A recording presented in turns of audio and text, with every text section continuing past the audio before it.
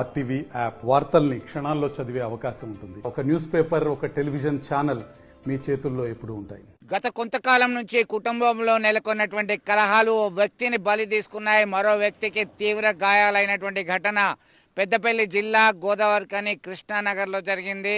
ఓదేలు కుటుంబం ఇతర ప్రాంతాల నుంచి గోదావరిఖనికి వలస వచ్చి బతుకుదేరు కొరకి చిన్న చితక పనులు చేస్తూ జీవనోపాధి పొందుతున్నారు. ఓదేలుకు ఇద్దరు కుమారులు ఉన్నారు, అనిల్ అండ్ సునీల్. అనిల్ ప్రతినిత్యం గొడవ పడుతున్నాడు తండ్రితోని, సోదరునితోని. ఎందుకు ఇట్లా గొడవ పడుతున్నాడని చెప్పి అడ్డుకున్నందుకే కత్తితో సోదరుని మీద దాడి చేసి హతమార్చిన ఘటన కలకలం రేపుతుంది. అలాగే తండ్రి మీద సైతం విచక్షణ రహితంగా దాడి చేశాడు. దీంతో తీవ్ర గాయాలైనటువంటి తండ్రిని ఆసుపత్రిలో చేర్చి చికిత్స అందిస్తున్నారు. సమాచారం అందుకున్నటువంటి వెంటనే పోలీసులు రంగంలోకి దిగారు.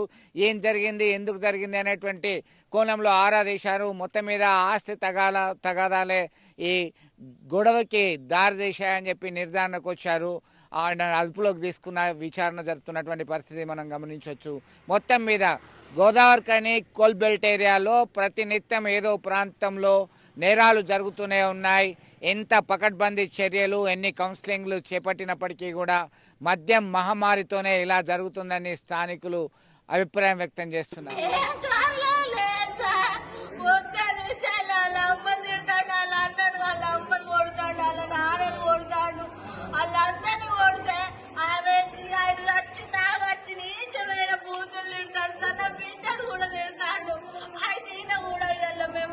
ఇక్కడ కర్రీ పాయింట్ పెట్టుకుంటాం సార్. ఇక్కడ ఎన్టీపీసీలో రూమ్ తీసుకున్నాం. అయితే ఫైనాన్స్ కూడా అడుక్కున్నాం. 15,000 నాకు 3,000 ఇచ్చిండు. రూమ్ రెంట్ కట్టిండు. అంటే రేపు సామాన్ ఎంత తీకాల అన్నాడు. కొంచెం తాగిండు, కోడుగుడ్డు తెచ్చిండు. అటు మన వల్లనే అడుగుతాను సార్.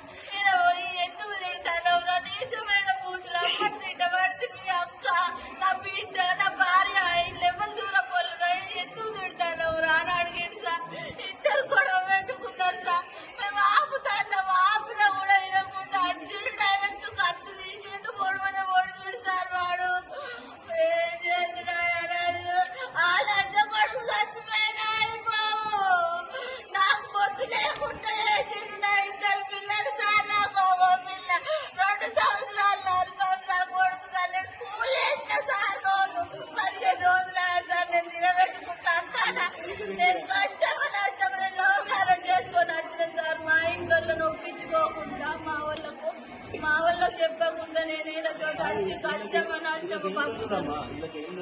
అది ఏం లేదు సార్. కదా నాకంత పెళ్ళి అయింది, పిల్లలు ఉన్నారు. అదే కక్ష పెట్టుకున్నాడు సార్.